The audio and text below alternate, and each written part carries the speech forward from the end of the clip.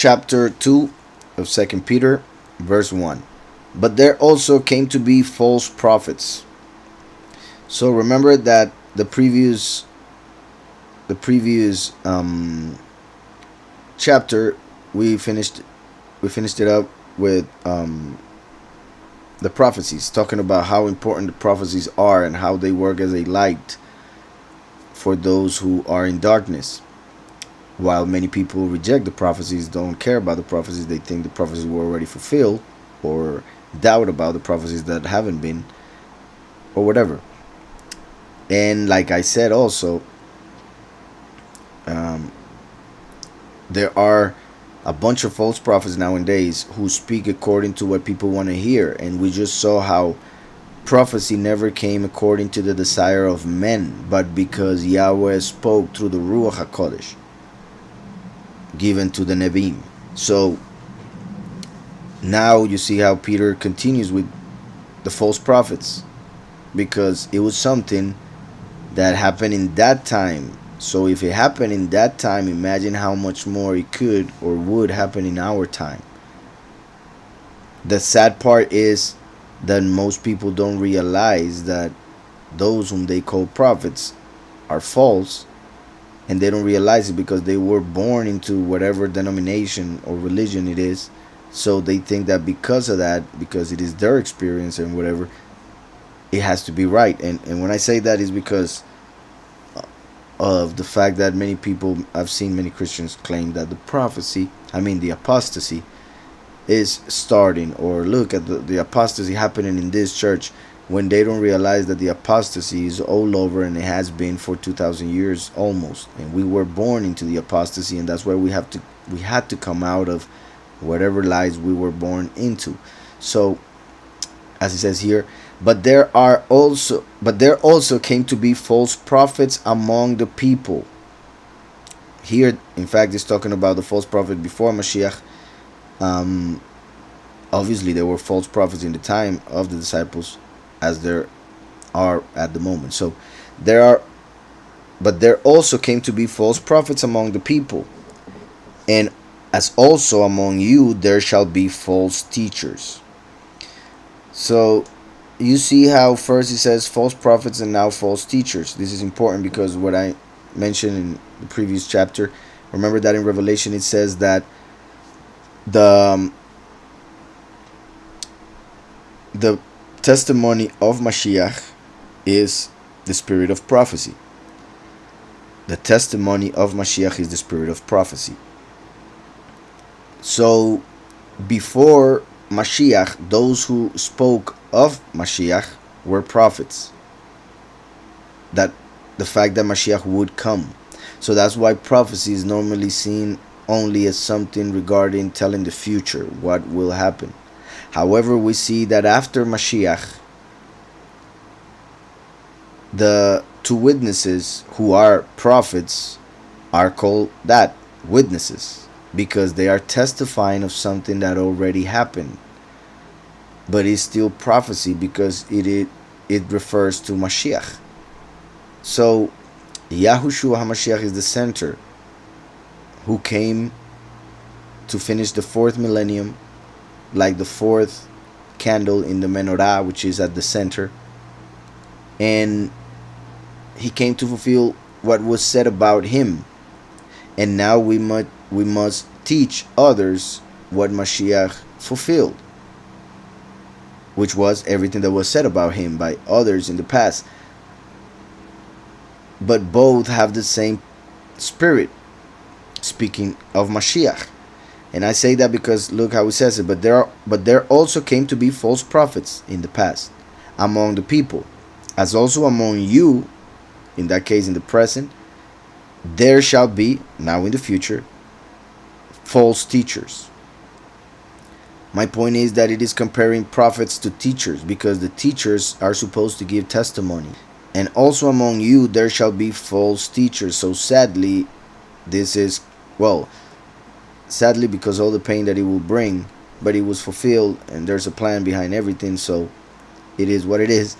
The world is filled with false teachers of every kind, but here we're speaking mainly about spirituality, the true spirit, and the true Father Creator. So, as also among you there shall be false teachers, who shall secretly bring in destructive heresies. So, that is what I was saying. A lot of people, since they were born into a certain religion, they were taught that this and that meant this and that other thing. So when they come and read the scriptures, they do it with a Christian lens, understanding everything according to what they were taught, instead of having tried to understand it by themselves first and then see if everything fits. They just go with it. They just go along with it because their parents told them and they got used to it, or whatever, many reasons why. So when they read this, they see that it says, who shall secretly bring. It is written in the future, so they say, okay, something that will happen. And that's why when they grew up and they saw something bad in another church, they said, there you go, it happened. Not understanding that this was written almost 2,000 years ago. So this has been happening for hundreds of years. So we were born and we were taught destructive heresies that we thought were constructive, edifying, until we put them in practice, until we tried them. We tested to see if it worked, and it didn't, because it doesn't, of course. The false doctrine. But many people do not test the spirits. They don't try what they are learning because, well, one of the reasons, they are just hearing what they want wherever they are going. So who shall secretly bring in destructive heresies? That has happened many times, and that's why the world is as it is when it comes to Christian religions. Who shall secretly bring in destructive heresies and deny the sovereign who bought them. Deny the sovereign who bought them. So people who claim to believe in him, to be part of him, yet deny Mashiach.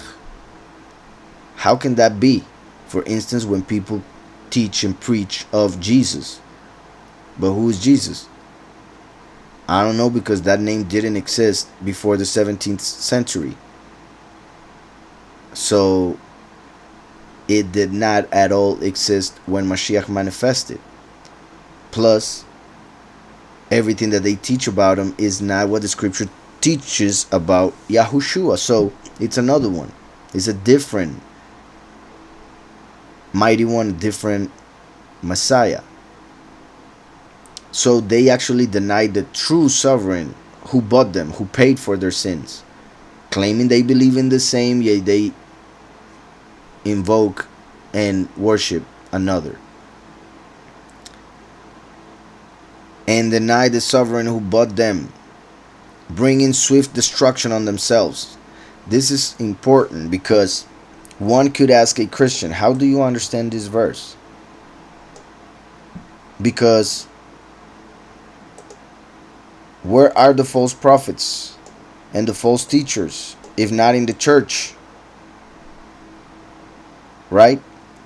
If not, they will be atheists or something else other than prophets or teachers who teach falsehood. So false prophets, false teachers, they would go into the congregation and turn it into a church. And I put it like that because remember, the church is connected to Circe, a false goddess. So who shall secretly bring in where? The congregation. For Peter speaking and saying they will bring in destructive heresies and deny the sovereign who bought them. But you go to a church and you hear the prophets and the teachers speak about a Christ who paid for their sins. They claim is the same. But this verse is showing that it is not. My point is that when they see this, they deny the master who bought them, deny the sovereign who bought them, they would say that he's talking about atheists, he's talking about unbelievers, he's talking about people who do not accept the Messiah. But no, he's talking about teachers of the church who deny the actual and true Messiah who paid for them. Now, obviously, there are extremes. For instance, Joel Austin, who claims to believe, and you never see him speaking about Mashiach truly, or what Mashiach said. And obviously he won't, because he speaks of Jesus, but many Christians would put a pastor like that as an example. But like I said, that's an extreme example, in the sense that they don't preach really about Mashiach. They just are motivators, motivational speakers. And that's why they will bring swift destruction on themselves. So you see how we read in the previous chapter, Hosea 4:6, for lack of knowledge my people are destroyed. Now we have false teachers bringing in destructive heresies to deny the true sovereign, and because of that they are bringing swift destruction on themselves. Now there are two things I want to say here that I hope you guys understand and keep in mind. First, bringing swift destruction, showing how the many who do not accept the true Messiah will have to go through destruction, will have to die. Because of lack of knowledge, they are destroyed. For lack of knowledge, my people are destroyed. So because they lack the knowledge of the true Messiah, because they fell due to these destructive heresies brought by false teachers, they will have to go through destruction. As Yahushua said, go through the narrow gate. But not only that, swift destruction, which is kind of like when it says, when they say peace and safety, then sudden destruction or swift destruction shall come upon them. Right? And like I have said, when is the time when that verse will be fulfilled in all its splendor? It will be after the death of the two witnesses, whom the world will reject and hate, and they will say once they are killed, finally we will have peace and safety. But then sudden destruction shall come upon them. When? Days after, when the great tribulation begins, those who rejected the two witnesses, but do not accept the mark of the beast, will be taken to die, meaning destruction, during the harvest of the grapes that are thrown in the winepress of the wrath, because they deny the sovereign who bought them, whose name is Yahushua HaMashiach, the seal on the foreheads of the chosen few, the name of the Father and the Son, Yahweh, Yahushua. And many shall follow their destructive ways. And many shall follow their destructive ways. You see how it says, false teachers bringing heresies to deny the sovereign who bought them. And many shall follow. Like I always say, the few and the many. Here are the many who follow the heresy that denies the true sovereign. It doesn't mean that they don't believe in a Messiah. It doesn't mean that they don't believe that a Messiah already came. It means they don't believe in the true Messiah that already came. So therefore they believe in a false Messiah that never came, but they think it is the one who manifested 2,000 years ago. And many shall follow their destructive ways. Remember that Yahushua is the way. I was about to start singing my song. Yahushua is the way, but they follow destructive ways, meaning messiahs that destroy, false messiahs. For the Messiah, the true Messiah, brought life, eternal life. He is the word through whom Yahweh created everything. Yet the false Messiah, a Christ for instance, brings destruction, like the abomination of desolation. Desolation is destruction. The false doctrine leads people to destruction one way or another. And many shall follow their destructive ways, because of whom the way of truth shall be evil is spoken of. So because of the false doctrines, and even in this we can add it to even the true doctrine, sadly, there are people who know the true doctrine, who know the true names of the Father and the Son, but they don't practice what they hear, what they learn. They don't do it. They keep on acting the way they used to, thinking that the names themselves will save them. So other people who hear from them about the name of the Father and the Son, or something about the true doctrine, yet see their actions, they won't believe in the Most High because of them. They will speak evil of Yahushua and of the name because of the actions of people who claim to believe in the name and speak of the name to others, yet don't act according to what Yahweh told us to act. But obviously, mainly those who follow false doctrines will act the worst,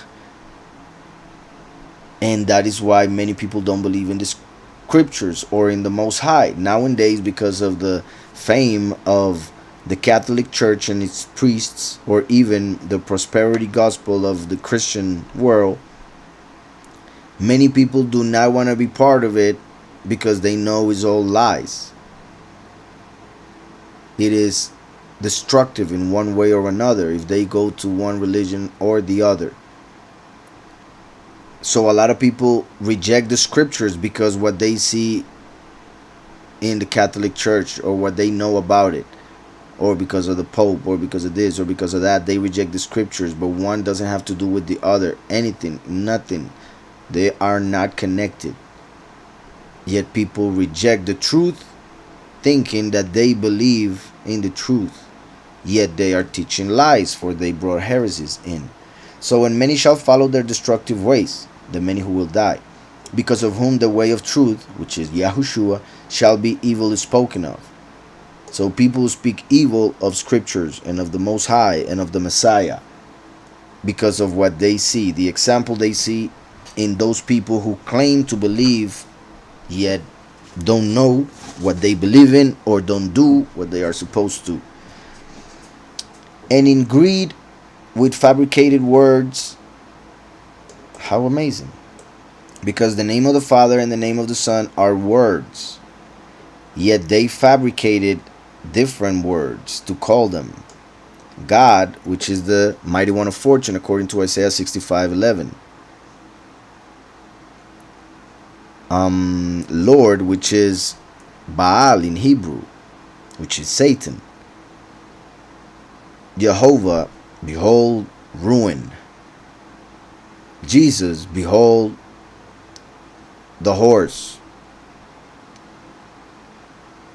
etc., etc. So they fabricated words.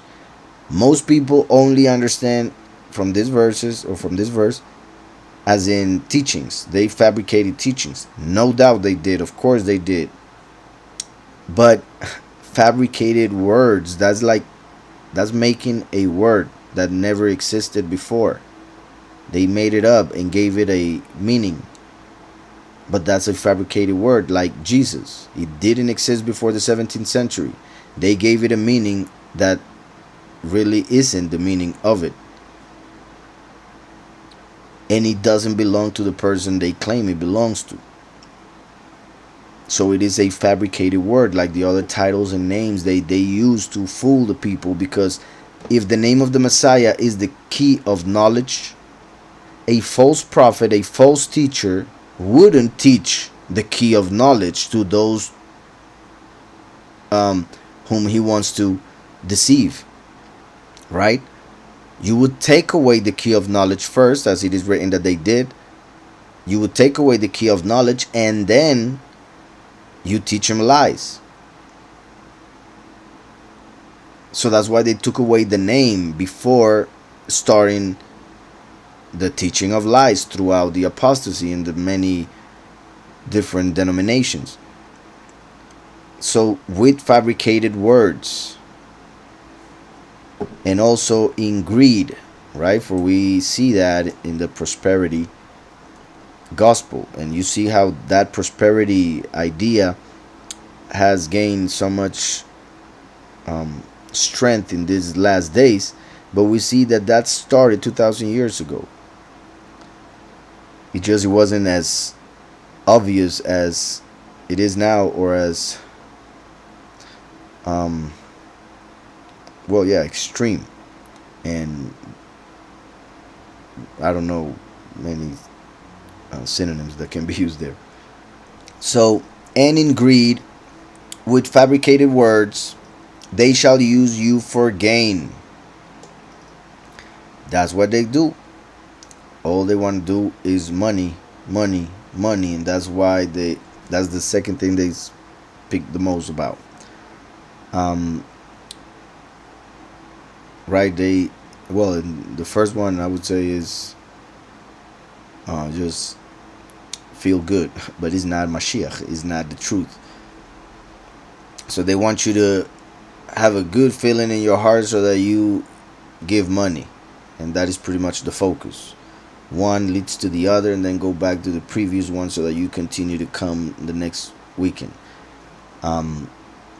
Sadly, so they don't focus on the truth. And when something which is true may make people uncomfortable, the pastor won't say it. And that shows how they are deceiving the congregation, and the true reasons why they have a congregation. From of all their judgment does not linger. So let me go back. With fabricated words they shall use you for gain. From of all their judgment does not linger, and their destruction does not slumber. Yahweh, who will manifest their destruction, does not sleep, so he will come, and he's coming in its time. Yet Yahweh is merciful, and he waits and waits and is patient, waiting for people to repent. Yet the punishment, the judgment will manifest, no doubt. For if Elohim did not spare the messengers who sinned, this is important. This verse shows that the disciples believed in the book of Hanok, where this story is told with all its details. We find a couple verses in Genesis 6, but the whole story is said in the book of Hanok.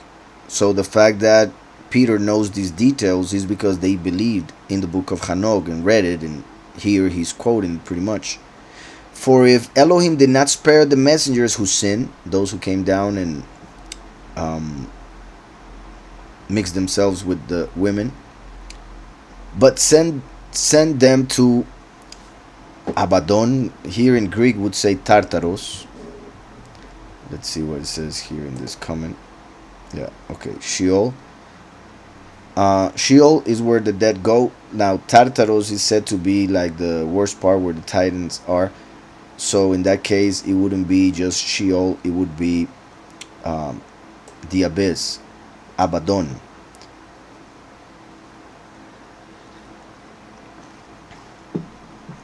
For if Elohim did not spare the messengers who sinned, but sent them to the abyss, and delivered them into chains of darkness to be kept for judgment, and did not spare the world of old, but preserved Noah, a proclaimer of righteousness, and 7 others, bringing in the flood of the world of the wicked. The idea still continues, so I need to continue reading, but I don't want to miss a couple things that I want to explain. And deliver them into the chains of darkness to be kept for judgment. So they are kept there for the judgment that is coming.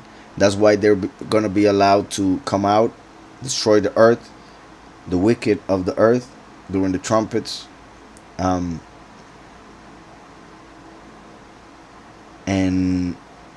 then it says to be kept for judgment, and did not spare the world of old, right? The world before the flood, but preserved Noah. Remember that Yahweh said that the coming of the Son of Man would be like the days of Noah. Also in the book of Daniel, Yahweh said that the last kingdom would be a mix of iron and clay. That is a representation of angels and humans being mixed, just like it happened in the days of Noah. So the coming of the Son of Man, like the days of Noah, because the fallen angels would be mixed with the humans again.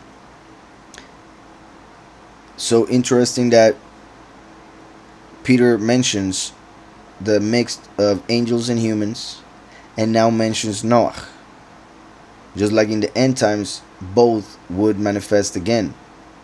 Noah as the last, a proclaimer of righteousness, right? Like one of the two witnesses proclaiming righteousness, and 7 others. Remember that, and well, for that, let me go to the verse real quick. 7 represents completeness, so we could see that as the 144,000. All the congregation, the entire congregation that will be saved with the last, like the family of Noah in the flood. But other than that, if we go to Micah the prophet, chapter 5, it says, and he, talking about the last, shall stand and shepherd in the strength of Yahweh, in the excellency of the name of Yahweh his Elohim, and he shall dwell for at that time, and they shall dwell for at that time he shall be great to the ends of the earth. That's showing that just like in the first he manifested at the beginning of the earth, Israel, at the end times he will manifest at the end of the earth, meaning as a Gentile from the nations. And this shall be peace when Ashur comes into our land, representing the world leader, the beast. And when he treads in our palaces, we shall raise against him 7 shepherds and 8 leaders of men. There are a couple ways in which this can be interpreted. Remember that it says he shall be, so he comes with 7 shepherds, just like Yahushua the first came with 12, because Yahushua came for the tribes that are 12. The last comes for the nations that are 70 from the 7 continents at the beginning of the 7th millennium. So the last comes with 7 and 8 leaders. So one possible, one interpretation of this, because there are several, is that is the last is this he with 7, which would be disciples, and 8 meaning one more, which would be Eliyahu. This one has to die, Eliyahu. The others don't, for they are a representation of the 144,000, or leaders of the 144,000. So that's why this would be separated from these 7. For Eliyahu does die with the he here, which is the last. So the 2 witnesses with 7 shepherds as disciples. Others interpret this as 7 and 8, meaning 15 people. And they give even the names of leaders of the past being reincarnated. Well, that would be in Judaism, of course. 7 and 8 makes, like I said, 15, and that is the numerical value of Yah, of course. And if we count the 12 disciples and taking out Judas and putting Paulus or Shaul, that's 12 plus Mashiach 13 plus Eliyahu 14 plus the last 15, and the plan of Yah is fulfilled. So anyways, he with 7 shepherds, and now we are reading here, Noah, a proclaimer of righteousness, and 7 others, bringing in the flood of the world of the wicked. Bringing in the flood of the world of the wicked. Just like Yahweh promised to Noah that he wouldn't flood the earth with water ever again, but this time the destruction would be through fire, like it happened in the times of Lot. And we see, for instance, in the last 7 plagues, one of them, the sun will heat up so much that it will burn the people with fire. And then also another of the last plagues will be hail mixed with fire and blood falling on the earth, which will be weighing around 30 to 40 kilograms, which is a lot. So, and having reduced to ashes the cities of Sodom and Amorah, right? Sodom and Gomorrah. So you see how it went from Noah to Lot, right here. From the destruction through water to the destruction through fire. Yahushua came as the water to immerse us in his spirit. The last comes as the fire to give knowledge, understanding, and test the hearts. For just like Yahushua will be like the brain, the last is as the heart, which are both needed for a person to live, both heart and brain. So the congregation needed both first and last. And that's why Yahushua said that the coming of the Son of Man will be like the days of Noah and the days of Lot. So, and having reduced to ashes the cities of Sodom and Gomorrah, condemned them to destruction, having made them an example to those who afterward would live wickedly. And you know right clearly that, well, in Yashar we see more or a lot of sins from Sodom and Gomorrah, but in the scriptures, the main sin that we find from these two places, there were 5 cities, of which these two were the main cities, but there were 5. And the one sin that is mainly mentioned in scriptures regarding these two places is homosexuality. So to see the way culture, the world is at the moment, movies, TV shows or programs, the media, the news, sports, where they are mixing everything. And well, you guys know everything that has to do with homosexuality, transsexuals, and everything that is going on right now is just another sign of the end times, and a very, very clear one. That shows that we are in the times of Lot. So, having reduced to ashes the cities of Sodom and Gomorrah, condemned them to destruction, having made them an example. So Yahweh did that to show an example to those who would come after. Yet still people want to act the same way, or even worse if possible. So he did it as an example for us to understand what would happen in the end times. He destroyed those cities with fire because the end would be through fire. And he destroyed those cities because of their sins, because he was trying to tell others that would come after, don't act that way, don't be this way.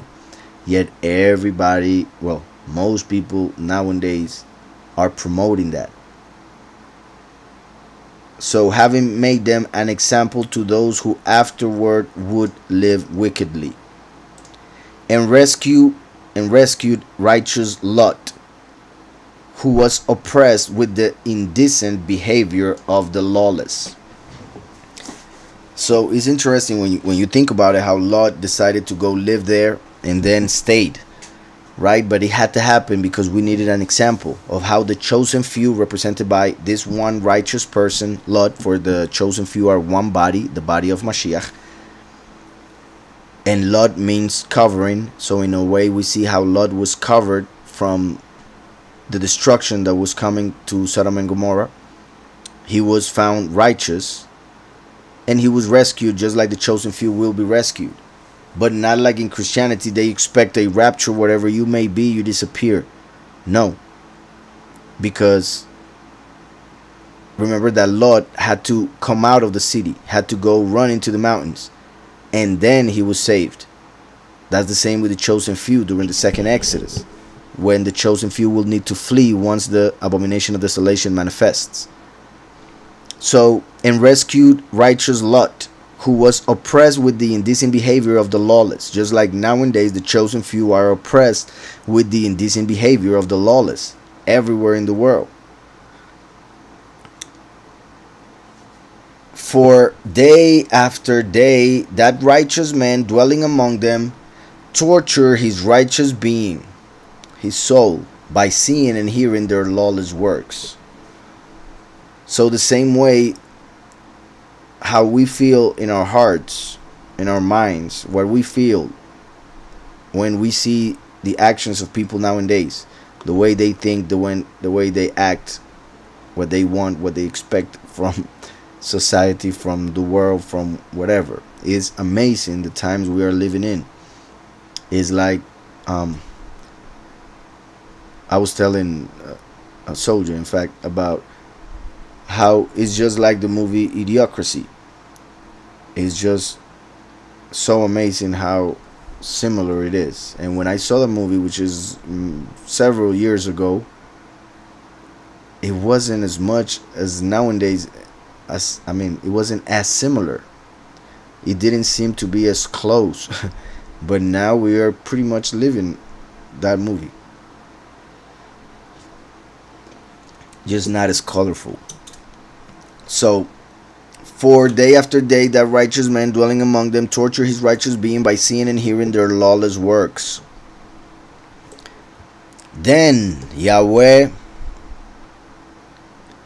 knows how to rescue the reverent ones from trial and to keep the unrighteous unto the day of judgment to be punished.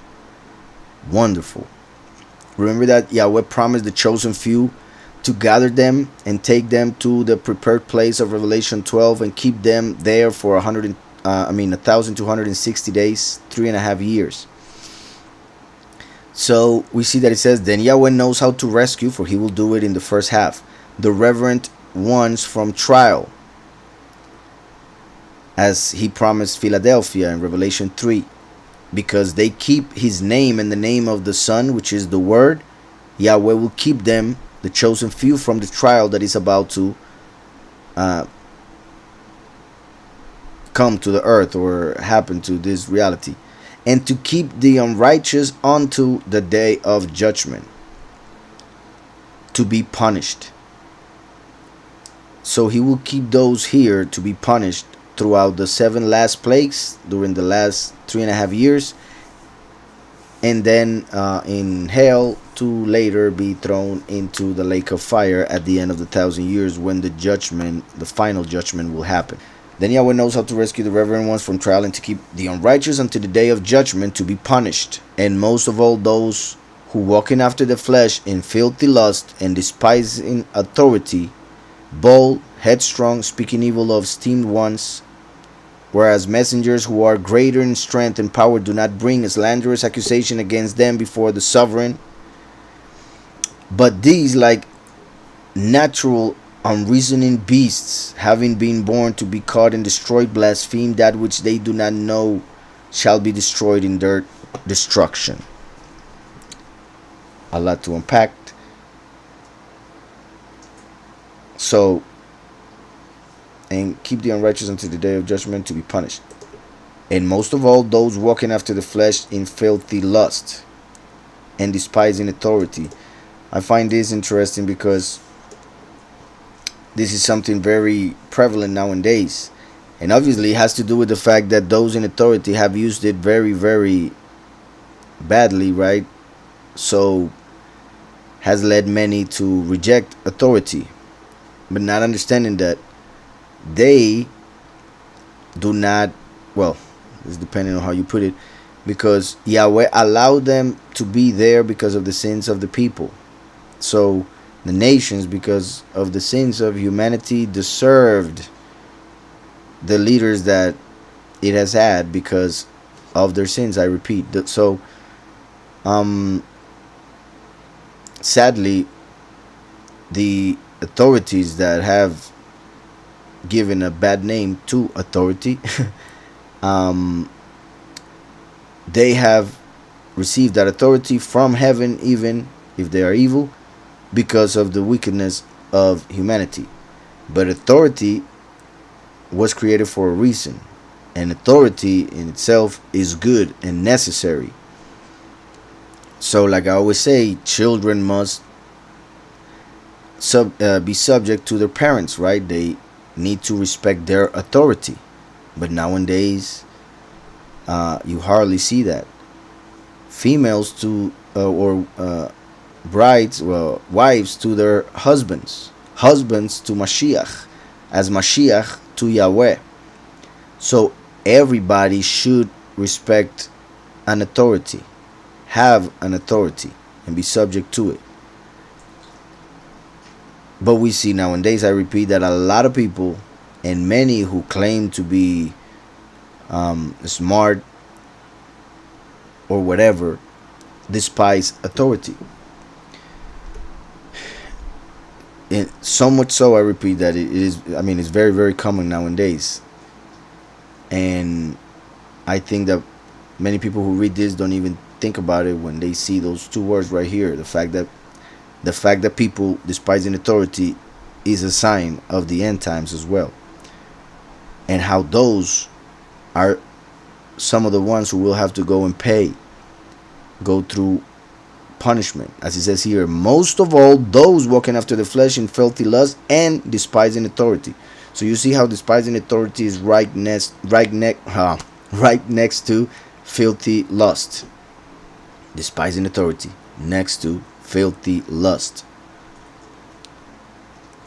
Then it says bold, headstrong, speaking evil of esteemed ones. So there are people who are headstrong, right? They, even when they are shown to be wrong, they don't change. They continue in their wrong ways. They are bold in the way they speak, not knowing what they speak about, for they speak evil. And as it says here, speaking evil of esteemed ones, as in, for instance, the angels, or people who act as angels for the Most High. As I explained already, that the so-called apostles pretty much received the job of malachim. After Mashiach came, men became angels of the Most High, messengers.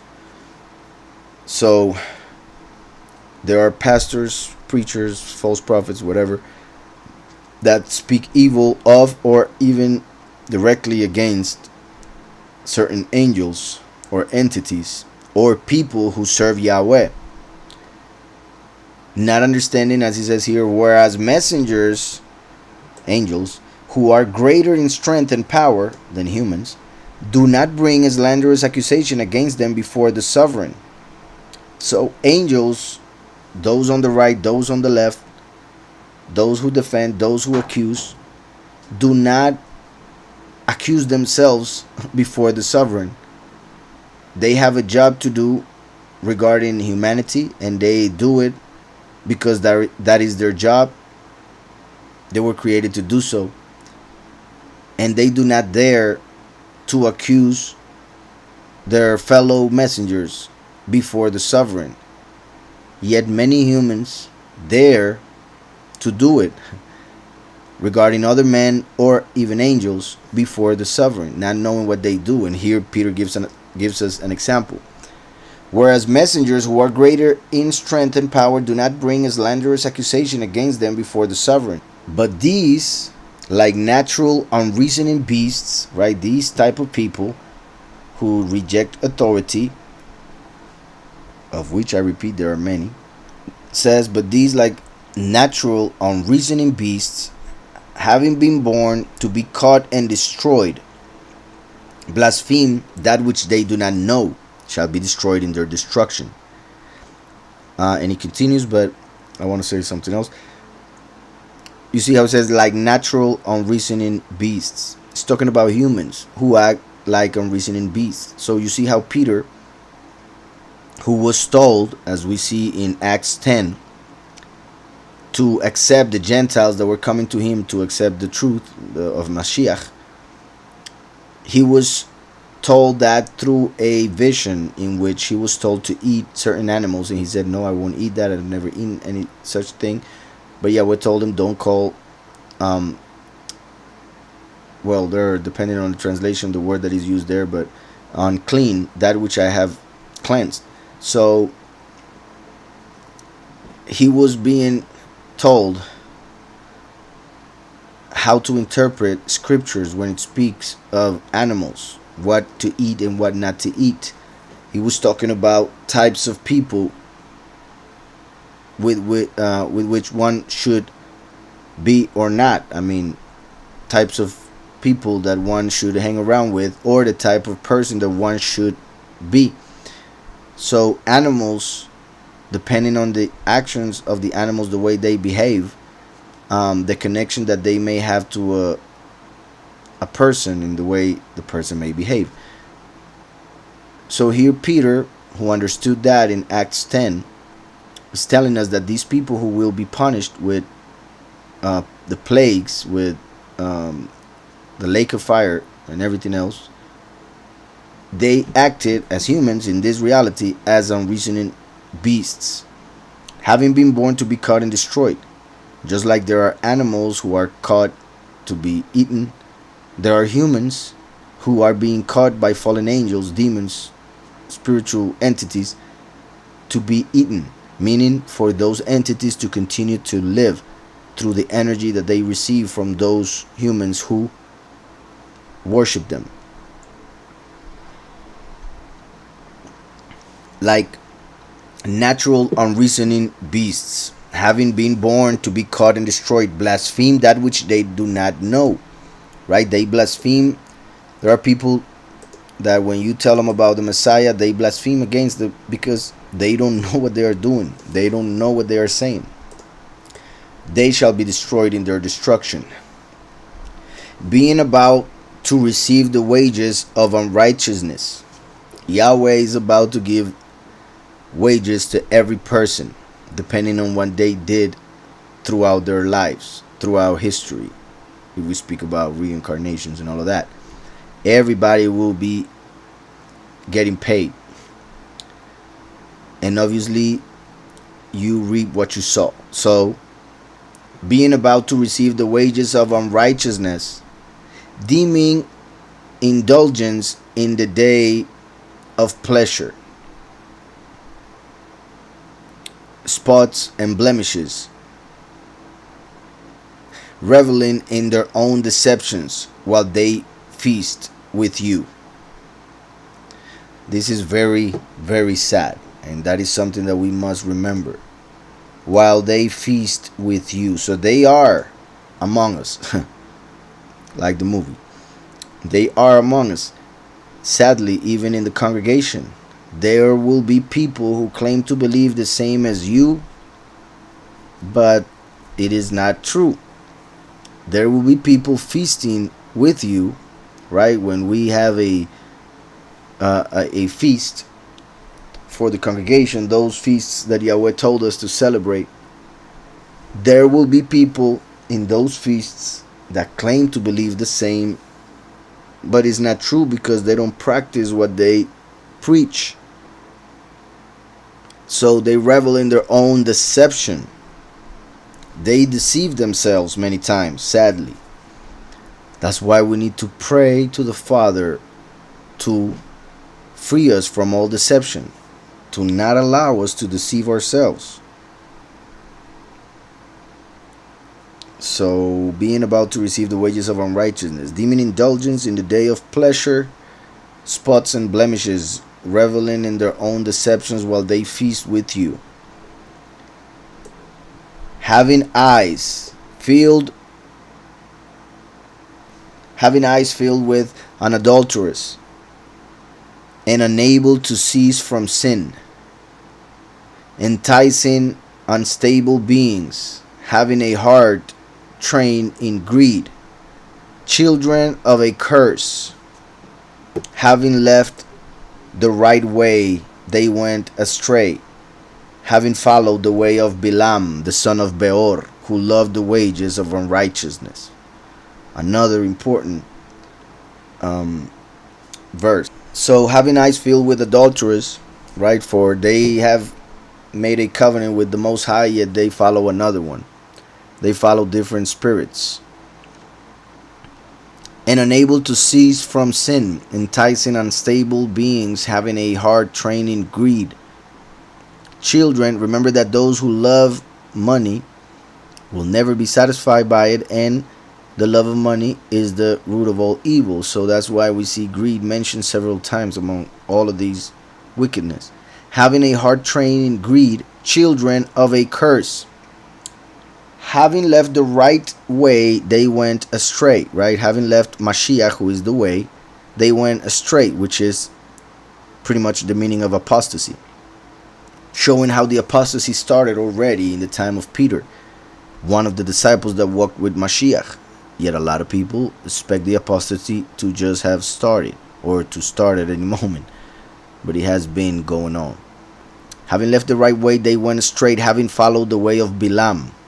Bilam, the name means not of the people. Not of the people.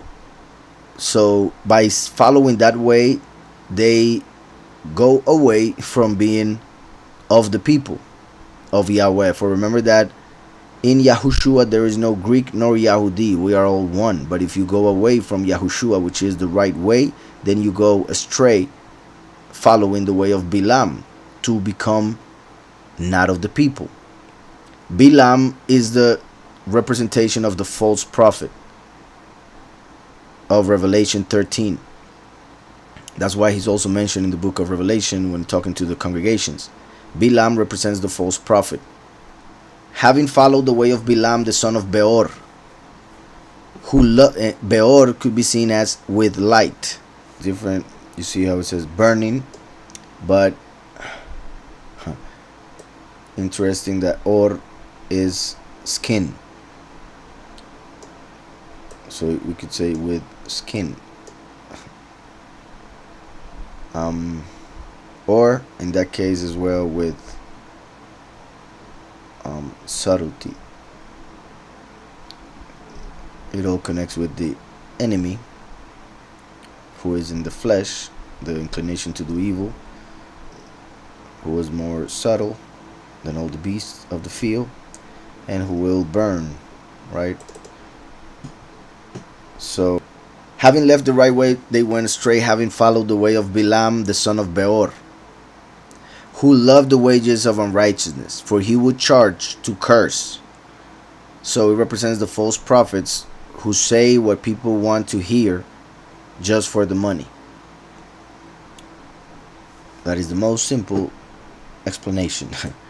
But he was rebuked for his transgression. Remember? Well, as it is about to explain it here. A dumb donkey, speaking with the voice of a man, restrained the madness of the prophet. So the animal spoke like a person, showing that the animal was smarter than Bilam. So it shows how Bilam was acting like a dumb beast, unreasoning beast. That's what we just saw, like people do when they reject the truth and Mashiach, and they continue to do what they shouldn't. For remember that Bilam was told not to go, yet he asked again and again and again until he went, and then an angel appeared and asked him, what are you doing? Where are you going? Now there's also the fact that an angel appeared after a while, after he asked so many times, and told him, alright, go, but you will only say what Yahweh will tell you to say. So there are several interesting things that happen in that story, but I won't get too much into it, just what is said here. But he was rebuked for his transgression, a dumb donkey. So a donkey rebuked him. Imagine how humiliating it would have been for this false prophet who thought to be so important, so high in regard to, the honor that Yahweh showed him, right? Because of the fact that Yahweh would show him things, or act according to things that he would ask for, even, not Yahweh, but the Malachim. So people saw him as somebody that was important in the heavens, somebody who was important spiritually, yet a beast spoke to him and rebuked him.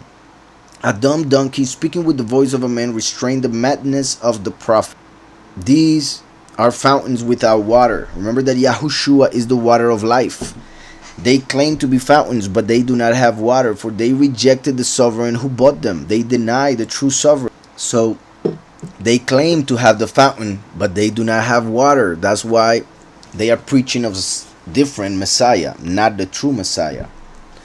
These are fountains without water, clouds driven by a storm,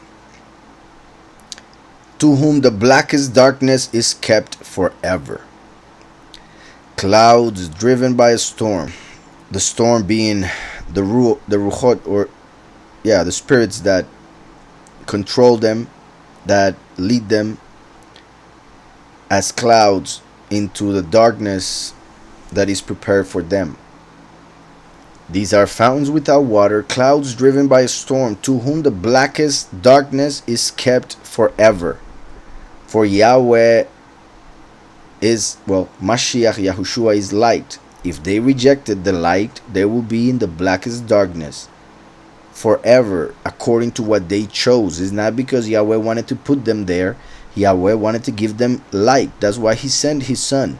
But they rejected him with the precious gift of free will that Yahweh gave us all. For speaking arrogant nonsense, they entice through the lust of the flesh. For speaking arrogant nonsense, which a lot do, and very arrogantly, as well is clear nowadays a lot in most people, they entice through the lusts of the flesh, through indecencies, the ones who have indeed escaped from those living in delusion. So I'll repeat it again. For speaking arrogant nonsense, they entice through the lust of the flesh, through indecencies, the ones who have indeed escaped from those living in delusion. So sadly, those people with their as he was saying here, speaking arrogantly, they end up convincing with nonsense those who have escaped. So there are people who sadly listen to this type of people, false prophets, false teachers, who speak arrogant nonsense, and they are convinced of that nonsense as if it was true, which shows that they have no sense no sense, no reason, and they are led to be like it said here, I don't know where it went, but unreasoning beasts. Because if they are enticed or convinced through arrogant nonsense, that means they are unreasoning. So it says, for speaking arrogant nonsense, they entice through the lust of the flesh, through indecencies, the ones who have indeed escaped from those living in delusion, promising them freedom. So they were already free because they have escaped. So they were already free, Mashiach, for the truth sets us free. But many people don't understand that. They expect to feel a different way. They expect to have received a certain power before the time in which Yahweh wants it. So they end up being enticed by somebody else's words, because when they speak arrogantly, they seem to be right to a lot of people who don't understand what is being said. So they listen to those arrogant words and they are enticed, thinking that they can be freed from the freedom in which they are, which is interesting. So, promising them freedom, though themselves being slaves of corruption.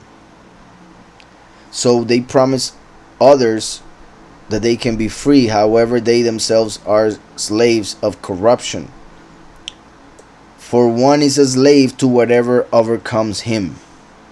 One is a slave to whatever overcomes him. So if a person has been corrupted, then that person is a slave of corruption. And how can he who is a slave of corruption help others to be free? He would lead them to the same slavery. For one is a slave to whatever overcomes him. So we must overcome sin, and then we won't be slaves. For if after they have escaped the defilements of the world through the knowledge of the sovereign and Savior Yahushua HaMashiach, they are again entangled in them and overcome, the latter end is worse for them than the first. Imagine if one person was sinning, that person was going to a certain hell for those sins. That person claimed to repent and to believe in Mashiach, and came to know the true Mashiach, the truth regarding the scriptures and the Almighty, if that person then goes back to the sins that he had repented of, that he had left in the past, then the hell that he would be going to would be a lot worse than the first hell he was going to, because now he has a knowledge of the truth to be free that he rejected to be a slave. For if after they have escaped the defilements of the world through the knowledge of the sovereign and Savior Yahushua HaMashiach, they are again entangled in them and overcome, the latter end is worse for them than the first. Just like when a person was possessed and a demon would come out, if a person didn't fill their bodies, their mind, their heart, their everything with the Ruach HaKodesh, then the spirit would come back with 7 worse demons and enter the person, and his or her end would be worse than the first. For it would have been better for them not to have known the way of righteousness. Right? Those people who came to know the way of righteousness and then they rejected it. They went back to the way of unrighteousness. It would have been better for them not to have known the way of righteousness than having known it to turn from the set apart command delivered unto them. Then having known it to turn from the set apart command delivered unto them. For them the proverb has proved true. For them the proverb has proved true. A dog returns to his own vomit. Right? That is a proverb that was said in the past and that was written because it is true. A person who is like a dog in his impurities, in many of his actions, is the one who, after having left something as unclean, then goes back to eat it, right? Like the dog going back to the vomit, like a person going back to sinning.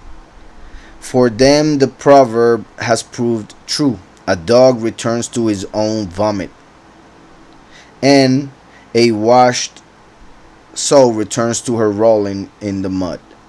Right? Like a pig after being washed then goes back to rolling in the mud. After Mashiach washed them, they go back to sinning. That means they are like pigs.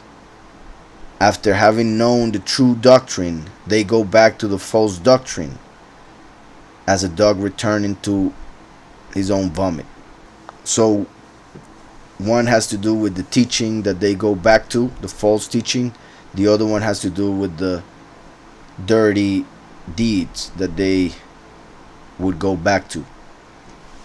And that's how the chapter ends.